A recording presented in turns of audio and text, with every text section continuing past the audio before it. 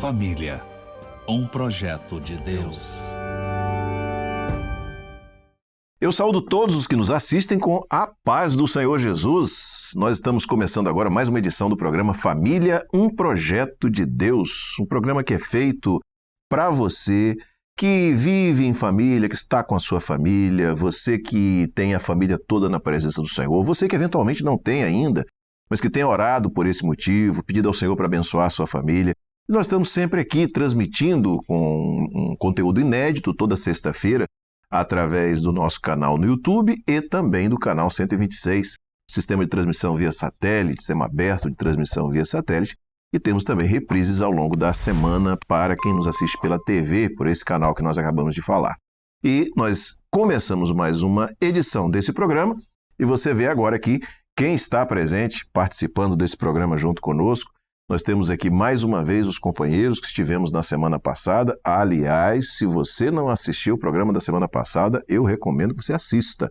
No canal do YouTube, você coloca lá na lupa de busca do canal, dentro do canal, a lupa de busca do canal, Família, um Projeto de Deus, vai aparecer a playlist, pela data você vê e assiste ao programa da semana passada, que nós iniciamos esse tema, que vamos continuar hoje, que é os filhos e a sua trajetória escolar, né? A família acompanhando os filhos na sua trajetória escolar, e você assiste a primeira edição, porque nós abordamos vários assuntos agora, ou naquela edição, e que agora vamos continuar a partir do ponto em que paramos, tratando desse tema que é importantíssimo. Como lidar com os meus filhos, como a família pode acompanhar os filhos na sua trajetória escolar. Eu vou pedir ao pastor Jerônimo para ler um texto da palavra e fazer uma breve introdução. Paz do Senhor a todos. O texto está em 1 Timóteo, ou melhor, 2ª carta a Timóteo, capítulo 1, versículo 5. Tendo recordação da sua fé, a mesma que primeiro habitou em tua avó Loide e em tua mãe Eunice, e estou convencido de que também em ti habita. Bom, o apóstolo Paulo, ele fala a respeito da fé. A fé que um dia habitou na avó de Timóteo, a avó Loide, depois em sua mãe Eunice e, por fim, em Timóteo. Ou seja, Paulo estava dizendo que a fé ela foi passando de geração em geração. A fé ela vem pelo ouvir, e o ouvir a palavra de Deus. Então, Timóteo, por certo, ele ouviu a palavra de Deus da sua mãe, da sua avó. Como os nossos filhos, como os jovens, eles precisam ouvir dos pais, dos avós, dos responsáveis, a palavra de Deus.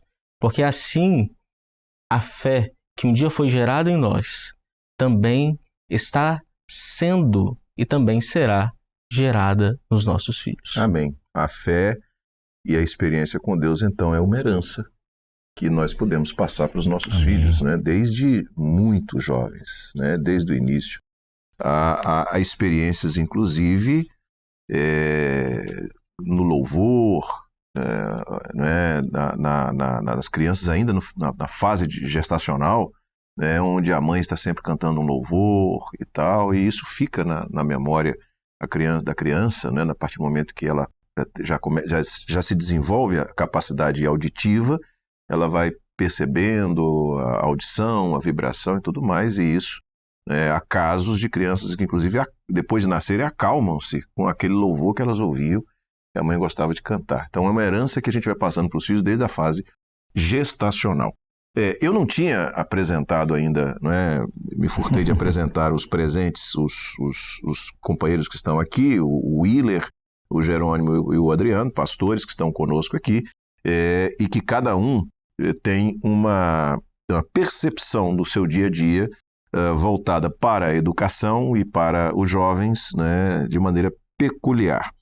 Muito bem, como o Willer está focado no ensino infantil, né, Fundamental 1, Fundamental 2, ensino médio, né, o Jerônimo com os jovens e o Adriano no ensino superior, então vamos trabalhar de uma forma didática aqui na sequência, né, porque aí a gente vai dar base, né,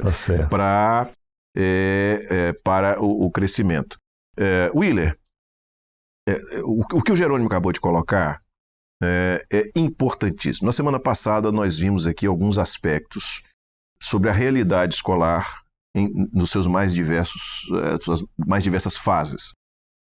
Mas aqui do ponto de vista prático, né, dos pais, a partir desse texto, né, como é que a mãe, o pai, junto aos seus filhos, ela pode e deve agir, né, na sua casa para que a experiência do lar na presença do Senhor não só se reflita no seu ambiente escolar, mas que também seja uma armadura, vamos assim dizer, seja uma base suficientemente sólida para que a criança, ela, apesar de todos os ambientes, todas as nuances do ambiente escolar, ela cresça e mantenha a sua fé, essa herança que o Jerônimo acabou de falar. É muito importante, né, pastor? O seguinte, nós até comentamos isso no programa anterior, que o diálogo ele é fundamental, né? Os pais, eles terem a percepção plena do que acontece com a criança no seu dia a dia. E várias situações, aí eu estou falando não no aspecto espiritual, né, mas do ponto de vista do desenvolvimento da criança, do adolescente, do jovem, né? De entender aquilo que se passa dentro da escola, do convívio com os colegas. E a gente percebe no dia a dia que há muitas dificuldades, muitas vezes, não só no relacionamento entre os indivíduos, mas alguns conflitos e situações que passaram a inclusive se agravar após a pandemia, né? Que situações que envolvem transtorno de ansiedade, tudo aquilo que a pandemia, né, ela trouxe como algumas consequências.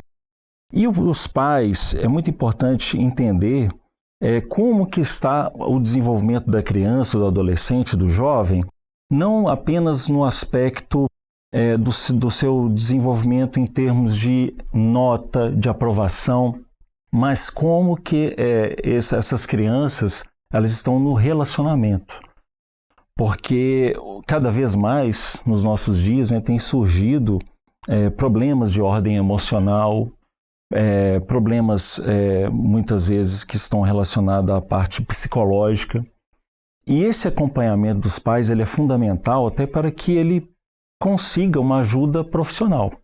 Hoje nós temos psicopedagogos, nós temos psicólogos que podem ajudar a nortear a criança com relação àquele convívio. Porque a escola, como ela lida com diversos personagens, é muito diferente daquilo que ela tem em casa, do convívio que ela tem na igreja. Agora, do ponto de vista espiritual, é fundamental que os pais levem os seus filhos ao conhecimento pleno da palavra. Por quê? Porque muitos desses problemas que as crianças elas desenvolvem no âmbito emocional, inclusive, está muito ligado ao fato da criança ela não saber lidar com essas situações. Então, quando o pai ele aplica ali o ensino, ele envolve a criança no conhecimento pleno da palavra, dos princípios que estão na palavra, a criança ela vai começar a ter percepção de que muitos daqueles valores que são discutidos na escola e até entre os seus colegas são valores que são voláteis. Ou seja, o que eu quero dizer com isso? É que, para nós, muitas coisas que são certas, né, para outras pessoas que estão em outro contexto, são erradas ou vice-versa. Então, a realidade hoje é muito diferente. Então, aquilo que é o ensino que está voltado à palavra do Senhor é fundamental para que a criança ela cresça fortalecida no conhecimento do nosso Deus e aquilo que a palavra do Senhor nos ensina como base, os princípios que se relacionam aos princípios morais, a ética. Então, isso é fundamental para a formação também do caráter da criança, do adolescente, até ele chegar à universidade. Muito bem, Jerônimo. Eu vou puxar o gancho e uma expressão do que o Willer falou, que serve profundamente como orientação, como dica, como conselho para quem está nos assistindo. conhecimento pleno da palavra. A palavra, né, ela é essa base e que acaba se refletindo na vida do jovem, certo? A pergunta que eu faço para você é o seguinte, é interessante porque é algo que tem sido recorrentemente falado nos seminários, nos cultos, né? Esse é o caminho, andai nele. A palavra é o caminho, está mostrado. O andar nele dá o resultado. Aqui eu associo um outro contexto bíblico, que é quando o Senhor Jesus, quem ouve e pratica, ouve a palavra e pratica, é o homem que constrói a sua casa sobre a rocha. Quem ouve, mas não pratica, os dois ouvem, né? Na prática está a diferença do resultado. Na vida do jovem, né, como é que nós podemos ver isso? Quer dizer, você no seu dia a dia, você no trabalho com o jovem na igreja, e aí eu volto a repetir o que eu falei na semana passada, a experiência do Evangelho Sem Fronteiras foi uma experiência notável para nós. Nós vimos os jovens numa entrega maravilhosa. Então, na vida desse jovem, do jovem que você acompanhou, que você orientou, você viu de maneira clara a prática da palavra, ou seja, o reflexo dessa herança que foi transmitida desde a sua infância? Então, nós vimos isso de uma forma muito clara e maravilhosa da operação do Espírito Santo, pastor Josias, porque nós vimos e estamos vendo, né, jovens definidos, com experiências profundas em universidade, da fé deles de evangelizarem, de falarem, de levarem o nome de Jesus. Algumas pessoas pensam e falam que jovem é problema, né? Não, jovem é difícil, jovem é dificuldade. Misericórdia, até porque nós somos jovens na presença do Senhor. E os jovens de agora também são jovens que estão definidos. Algo que nós precisamos dizer é que eles não estão definidos por uma empolgação, não. Eles têm experiência. Esse ensino da palavra, né, que os pais transmitem, que vivem na igreja, isso tem feito muita diferença. E mais, aqueles que estão se achegando da mesma forma, sendo moldados pela palavra, sendo moldados pelo ensino do Senhor. Nós estamos vendo jovens que têm prazer em meditar na palavra, não é apenas ler, não é apenas, né, estar com a Bíblia no culto, não, sim. Eles têm prazer em meditar e que nos procuram com revelações daquilo que o Senhor tem mostrado, lendo a Bíblia. Então, o que nós vemos, constatamos e podemos dizer é que tem feito muita diferença aqueles jovens que foram criados, foram instruídos no caminho do Senhor. Amém. E que hoje não são levados no caminho do Senhor, mas eles mesmos, eles próprios, trilham no caminho do Senhor. Então, a diferença já está sendo vista porque eles estão com muitas experiências. Glória a Deus. Amém. Glória a Jesus. Bom, Triano, fazer uma provocação. Por uma coisa que você disse que está absolutamente perfeita, na minha opinião, antes de nós entrarmos no ar aqui, é que esse contexto de preocupação das famílias com as crianças, os adolescentes e os jovens, ultimamente tem se falado muito sobre a universidade, sobre o ambiente universitário. E tem feito da universidade, como um todo, uma vilã, né? A pergunta é a seguinte, e a provocação é essa: a universidade finalmente é uma coisa ruim ou é uma coisa muito boa? Eu diria o seguinte, e aí eu vou usar uma experiência que eu tive quando, já depois de graduado, eu fui perguntar ao Senhor se eu deveria avançar nos estudos em direção a mestrado, doutorado. E quando eu abri a palavra, o Senhor falou assim: Moisés era instruído em toda a ciência dos egípcios.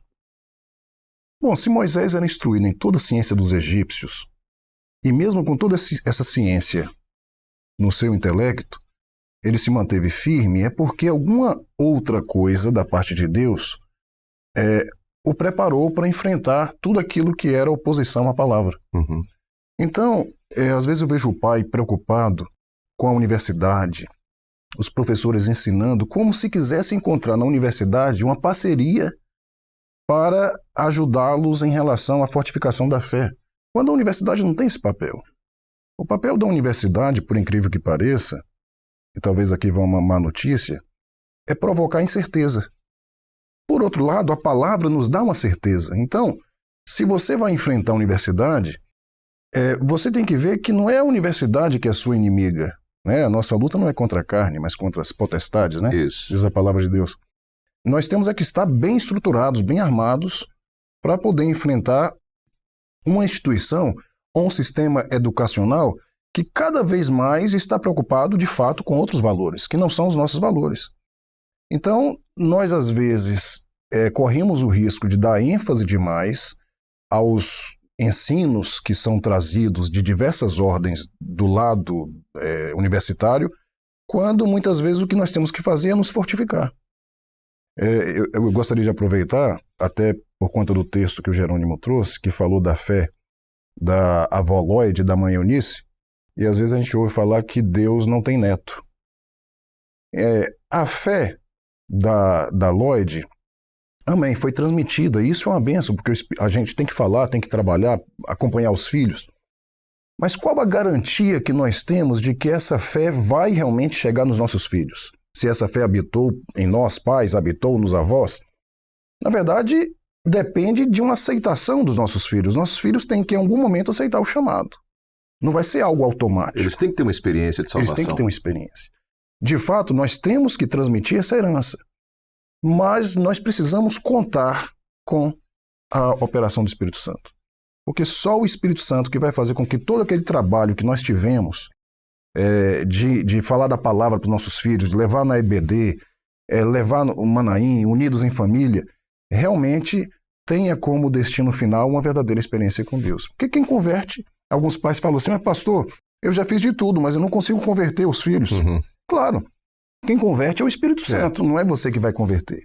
Mas nem por isso o pai está isento de toda uma tarefa que precede a conversão do filho. Verdade. É interessante que você usou aqui a experiência de Moisés, na sua experiência pessoal, né, o texto de Moisés, e nós vemos aqui, eu me lembro de uma aula que o pastor Dodge dava também, você fez referência ao pastor Dodge no episódio anterior, o pastor Dodge e Mansara sempre traziam, que as circunstâncias daquele tempo fizeram com que a mãe de Moisés precisasse colocá-lo num cesto, isso ele ainda bebê, e no Nilo.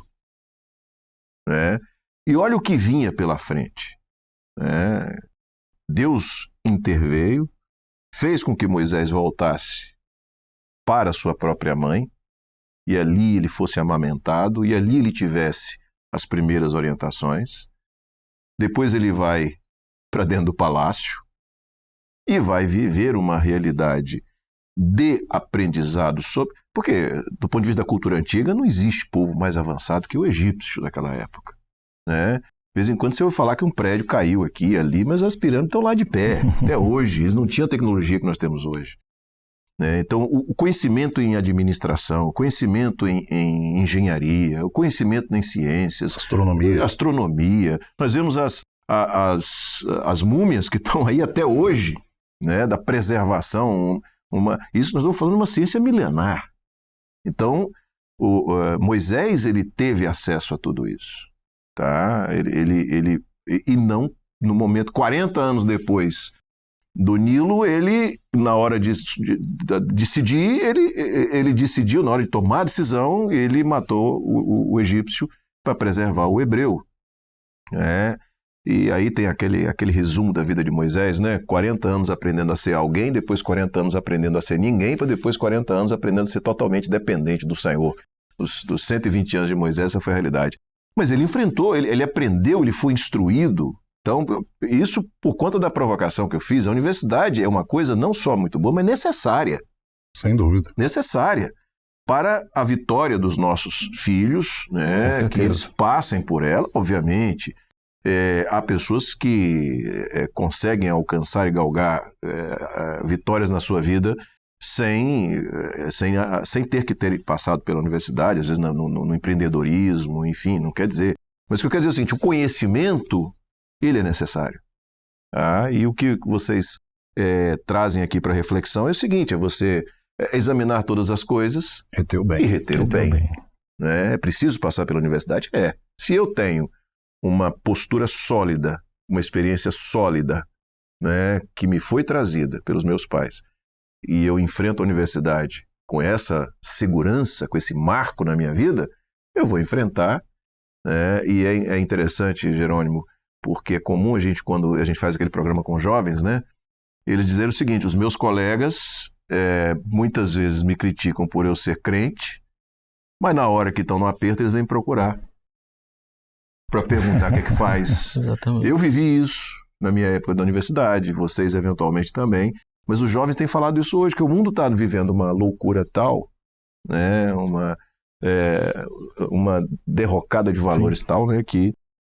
mas eu queria que vocês aprofundassem esse aspecto, e aí eu tenho uma pergunta, a gente tem ainda mais 3 ou 4 minutos, e aí eu quero perguntar para vocês como pastores, como educadores, como envolvidos com jovens no dia a dia, um aspecto importante.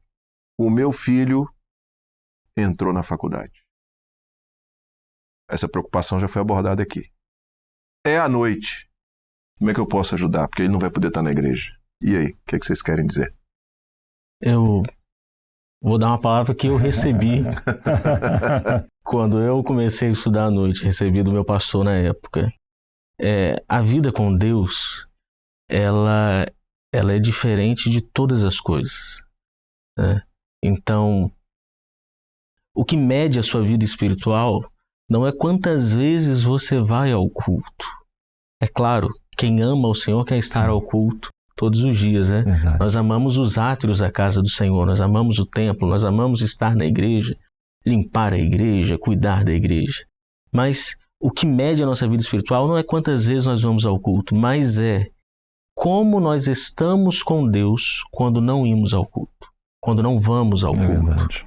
Né? Então, é a vida de oração, de madrugada, de jejum. É quando você não está presente fisicamente. Hoje nós temos a bênção, né? A bênção de estar aqui com os irmãos, a bênção da TV, do YouTube, a bênção dos cultos, dos ensinos, da palavra.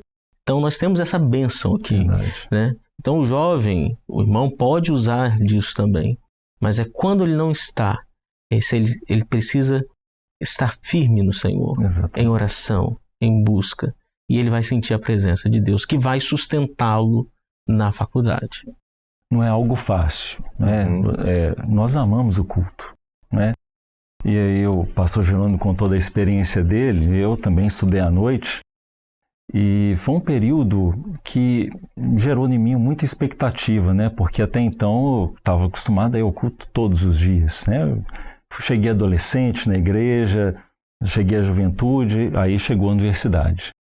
Mas foi o período que o Senhor me abençoou grandiosamente. Porque aí eu tentei compensar o culto, né, com a busca, com a oração, com a leitura da palavra. Então foi um período que o Senhor me visitou muito no ambiente universitário. E hoje eu fico olhando todos os recursos que os jovens, né, eles têm à disposição. O pastor Amadeu costuma dizer aquela inveja santa, né? Porque na minha época a palavra era, não, olha, mas você não pode estar no culto à noite. Nós até conversamos isso, né, pastor? Você tem a madrugada, então você vai à madrugada, vai ao culto a meio-dia. Mas olha, hoje nós temos a ferramenta que é o YouTube. Né? Então tem uns cultos diários, né? Você está ali na sua universidade, está estudando, você pode assistir o culto depois.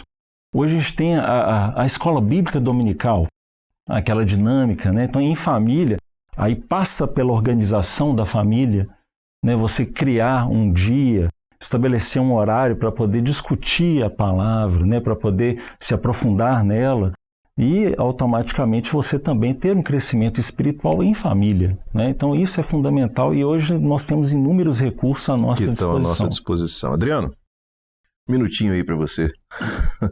O que eu diria é que usando aqui toda a experiência que nós passamos tem nada a ver diretamente com o assunto tratado aqui, a pandemia. A pandemia se falou muito de imunização, de você já estar preparado para enfrentar novos tipos de vírus aí que aparecerem, né?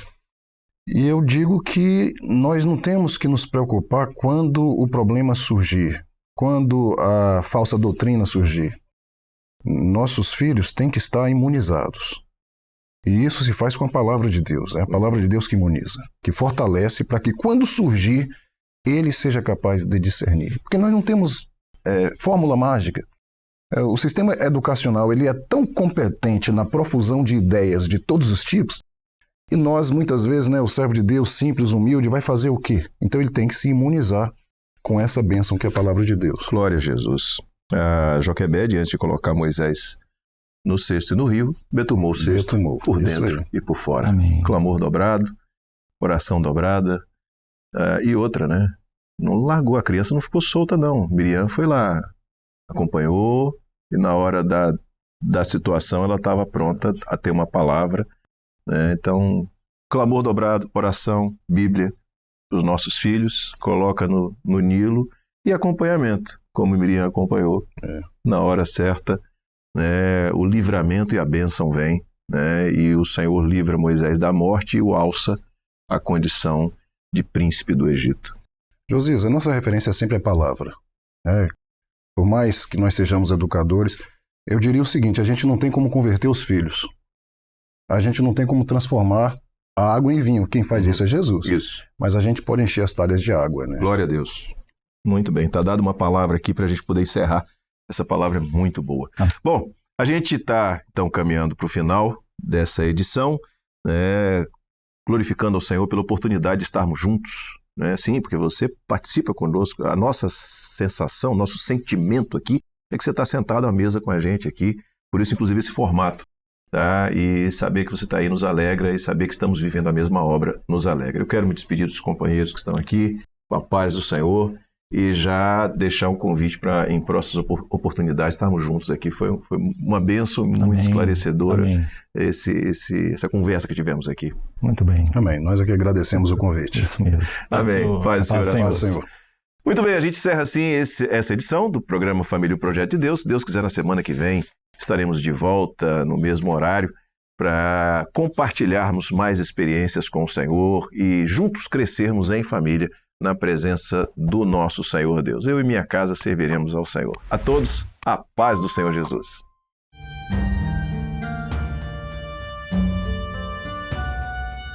Família, um projeto de Deus.